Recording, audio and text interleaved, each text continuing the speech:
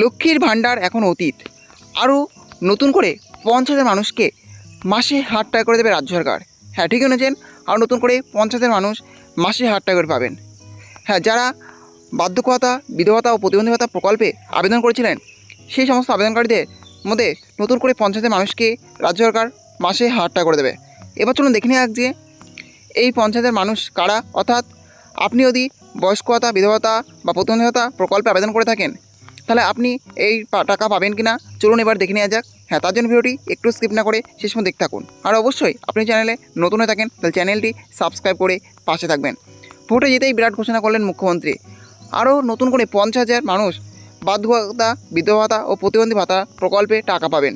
এবার চলুন দেখে নেওয়া যে এই 50,000 মানুষের লিস্টে কাদের কাদের নাম আছে এবং এরা টাকা কবে থেকে পাবে। ইতিমধ্যেই রাজ্যে লক্ষ্মীর ভাণ্ডার প্রকল্প চালু আছে। প্রতি মাসে সাধারণ ও তপশিল মহিলারা অর্থাৎ SC ST এর মাধ্যমে যথাক্রমে 1,000 এবং 1,200 টাকা করে ভাতা পান তাদের অ্যাকাউন্টে।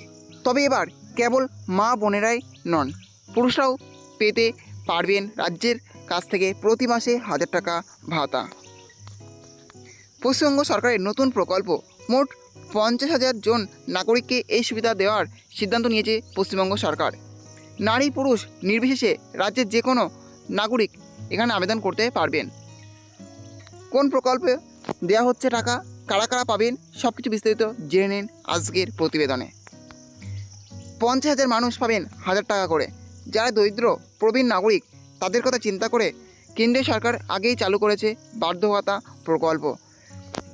যারা 60 থেকে 80 বছর বয়সী তাদের প্রতি মাসে 200 এবং যারা 80 বছরের উপরে তাদের 300 টাকা করে ভাতা দেয় কেন্দ্র। কিন্তু অন্যান্য রাজ্যের প্রবীণ নাগরিকরা এই টাকা পেলেও পশ্চিমবঙ্গের আবেদনকারীরা কখনোই কেন্দ্রের বার্ধক্য ভাতা পাননি। তাদেরকে রাজ্য সরকারই বরাবর বার্ধক্য ভাতা দিয়ে এসেছে। এমনকি সুবিধার জন্য 2021 সাল থেকে এই ভাতা বাড়িয়ে 1,000 টাকাও করা হয়েছে। তবে এবার কেন্দ্রের সেই ভাতাকেও কাজে লাগাতে চাইছে রাজ্য, কেননা অন্যান্য প্রকল্পের খরচ চালাতে গিয়ে রাজ্যের কোষাগারে টান পড়েছে বলে খবর। তাই এবার কেন্দ্র আর রাজ্য দুই মিলিয়ে বার্ধক্য ভাতা পাবেন এ রাজ্যের বয়স্ক ব্যক্তিরা। আরও 50,000 বয়স্কদের সম্প্রতি বার্ধক্য ভাতার তালিকায় আনার সিদ্ধান্ত নিয়েছে রাজ্য। বর্তমানে 20,15,000 মানুষ এই ভাতা পান। এরপর 20,65,000 জন পাবেন। রাজ্য সরকার ইতিমধ্যেই এই নতুন সুবিধাভোগীদের কেন্দ্রীয় পোর্টালে নিবন্ধন শুরু করেছে এবং আশা করা হচ্ছে শীঘ্রই তাদের ব্যাঙ্ক অ্যাকাউন্টে টাকা জমা হবে। তাহলে বুঝতে পারলেন, আর নতুন করে 50,000 মানুষ বার্ধক্য ভাতা, বিধবা ভাতা ও প্রতিবন্ধী ভাতা পাবেন এবং সেটা কিন্তু খুব শীঘ্রই তাদের ব্যাঙ্ক অ্যাকাউন্টে ঢুকে যাবে। এই ছিল আজকের আপডেট। ভিডিওটি ভালো লাগে থাকলে অবশ্যই লাইক শেয়ার কমেন্ট করবেন এবং এই ধরনের নতুন নতুন ভিডিও সবাইকে পাওয়ার জন্য চ্যানেলটা অবশ্যই সাবস্ক্রাইব করে রাখবেন।